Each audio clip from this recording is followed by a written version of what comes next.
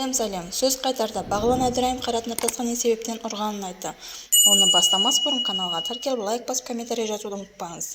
Сөз қайтарда Бағлан Әбдірайым Қайрат Нұртасты не себептен ұрғанын айтты. Жігіттер тобының әншісі Бағлан Әбдірайым уақыт көрсетеді бағдарламасында Қайрат Нұртаспен болған барлық жағдайды айтып берді. Бағдарлама жүргізуші Бағланның Республика сарайында өткен алтын самұрық байқауынан кейін болған оқиғаның жай-жапсарын сұрады. Бұл байқауда әншілер бір-біріне дауыс береді. Сахнаның сыртында Еркін Нұржановпен бізге дауыс беретін болып келіскенбіз.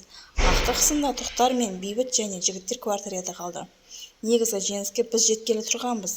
Жастары, жолдары да үлкен, жастары да үлкен болғандықтан халықтың қалауымен жеңісті Тоқтар ағамыз бен Бейбіт жеңгемізге бұйырды.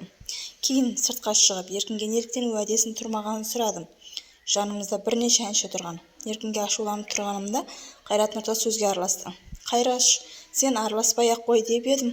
Не демекшін деп шап ете қалды. Мен түсінгенім үлкеннің аты үлкен. Біз бір жасқа үлкен болсақ та сіз деп сыйлап үйренгенбіз. Маған сөз қайтарып қоймай. Содан соң сол жерде шапалақ тартқаны бар. Содан үнсіз қалды. Кейін Қайрат өзі сенге көшіп бара жатқан еді, қайтадан сізге көшті. Ол кезде барлығымыз бала едік. Ара қатынасымыз ешқандай бұзылмады. Бәріміз жігітпіз ғой. Кім-кімнен шапалақ жемей жатыр. Менде 7-8 рет ұйықтап тұрғаным бар. Қан-қан болып артқа жатқаным ұялмай айтып отырмын ғой, деді Бағлан, ағынан жарылып. Соңына дейін тыңдағандарыңызға көп рахмет. Лайк басып, комментарий жазып, қоңырау белгісін басуды ұмытпаңыз.